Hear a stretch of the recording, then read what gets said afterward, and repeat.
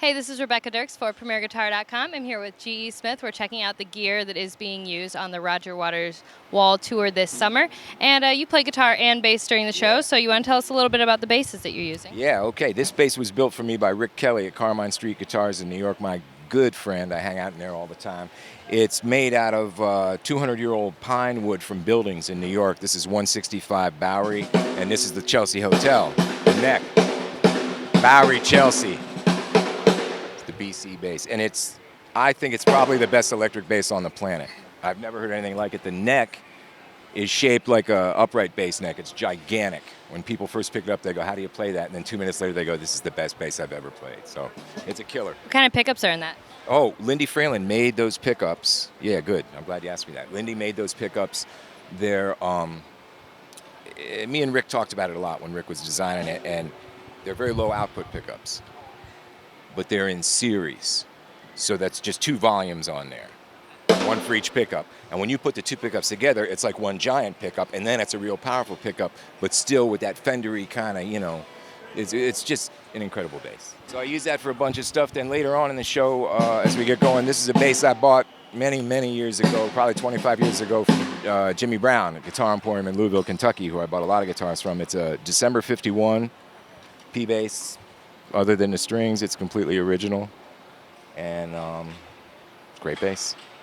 What do you use this bass for versus the pine one? The pine one's for more of like the heavy stuff, in the flesh and the big, because it's such a gigantic, big sound. And this is for more of the song stuff.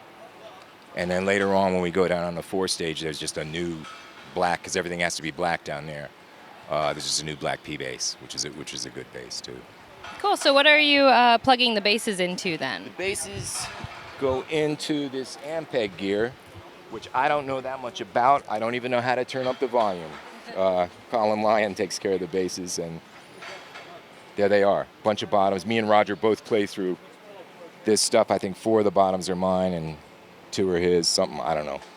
I truly don't know what that is. My guitar, while we got the curtain up, 2 50-watt Marshall heads, 1 a spare, and this old Mesa bottom, which I love. This bottom, it's just the speakers, whatever was in it. You can see it's filthy. It was all beat up and filthy when I bought it, and it's a great bottom. Half, like the top 2 speakers are open back, and the bottom 2 speakers are closed back, so it's like 2 212 bottoms in one thing. How are you setting the Marshalls? Loud. Loud. Loud, no treble. All right. And are you using effects with the bass then? No, just the tuners. Okay. The effects are there out of sort of fidelity to the old days, but I never use them. So let's check out the guitars that you're using then There's for the one rest more of the bass. show. Oh, Got this Fender fretless that I play on Hey You. Seymour Duncan pickups. I use a lot of Duncan pickups and stuff, A couple of Lindy pickups and Seymour stuff. Seymour stuff, obviously he was the pioneer and, remaking the old great pickups. You can't miss. With him or Lindy, I mean, those are the 2 guys that I've had experience with. You can't miss with their stuff. Anything I've ever used of them is great, and they've both been really good to me, and I thank them for it. This is a 62 335 that I bought in 1978 in San Francisco in a pawn shop for $300. Had to borrow money from everybody in the band at the time, and it's a great guitar. It's been with me through everything. Hall & Oates, Bob Dylan, Saturday Night Live. everything stock on that? Records. He's been refretted. Other than that, it's completely stock. Yeah, it's a killer. Beautiful. This is a guitar I put together. It's a 63 body, a 68 neck, old Epiphone pickup, and I use it for slide, and it's really, really good. What are the bridge and neck pickups on that one? The pickups are original Fender 63, and those are like 50s bridge pieces. They might be Seymour's, but I think that's actually an old set that I took off of something. So why do you love this one for slide then? It's just got that nasty tone. With You that, see with how that- the middle pickup, I've got it down closer to the, it's not right in the middle. And I saw somebody had a humbucker down there one time, and I liked the way his guitar sounded, so when I put this pickup in, I did that, and it really works nice. It really gives you that nasty in-between sound, It just works great for slide. I just try to sound like Ry Cooder, which I don't, but I try. This is the prototype of the G.E. Smith Telecaster. Mike Eldred, my buddy at Fender, put this together for me. And it is a great guitar. I've got a lot of old Telecasters that I've always played since I was a little kid, you know. But this is as good as any of them. And I've had this now for probably 7 or 8 years and used it a lot, as you can see. And it's great. It just gets better and better and better. So they didn't relic that for you. You did all the damage on that one. It might have been a little bit relic, but everything, no, I really did this myself. I think it had some of this back here. I did all this and that. Great guitar. And this is a Red Production G.E. Smith Telly. Just stock, you know, just the way they sent it to me. And I've just used it a lot. And like any guitar, I took the finish off the neck. I had Norio Imai, the great repairman in New York, take the finish off and refret it because I don't like finish. It just feels like peanut butter to me and I don't like it. So that's that, and that's a good guitar. This guitar, I love. I just bought this last summer. I thought I was never going to buy another guitar again. I bought this off the Bay from a guy in Missouri. It's a really early 54 Junior. Thin bridge, for those of you that know about that. I've got a Lindy Fralin. He makes this no-hum pickup. And I was a little skeptical, you know, like somebody could make a no-hum pickup that sounds good. This is amazing. This guitar, I could do the whole show with this, you know? A guitar that cost $65 when it was new. I could do the whole show with this. This is just a killer. Then there's this Godin nylon string jobby here that we got a couple of, nylon string songs. So I think Godin gave those to us, and they're good workhorse guitars. You know, they work, plug them in, they sound good, and I don't know much more about that. This stunningly attractive little Rickenbacker mandolin. Right at the end of the show, we come down front and we kind of say thank you to everybody, and we do this little number outside the wall, and it's a mandolin thing, and I love to play mandolin. And we searched around, and I had seen these before, and you know, it's a real high quality, good instrument. Well, before we head down to see what you have out front, you want to talk a little bit about the couple of pedals you're using? Yeah, Seymour was kind enough to send these 2 pedals, and they're fantastic.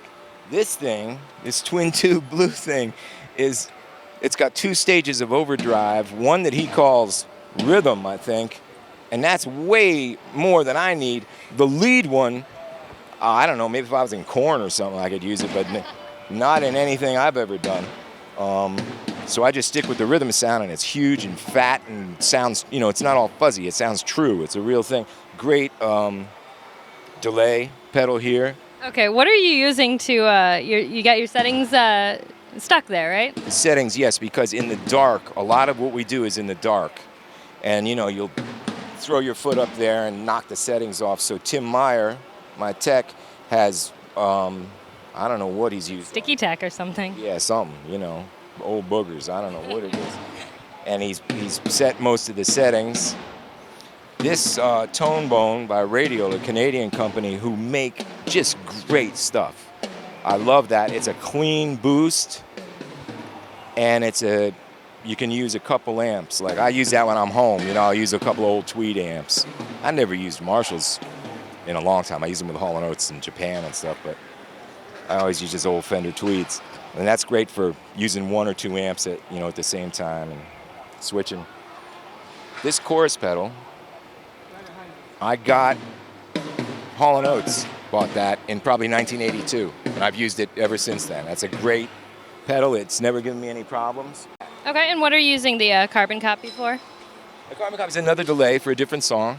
A couple different songs I use that on. It's just a different kind. The carbon copy is cool because it's kind of cheap sounding. You know, I don't mean it's a cheap pedal. It's a good pedal. It's not a really expensive pedal, but it's a really good pedal. But it's got more of an analog-y kind of sound. Well, so does the Deja Vu. It's just different. Which songs are you using each of them for? I wish I remembered. Early in the show is more the MXR, Okay.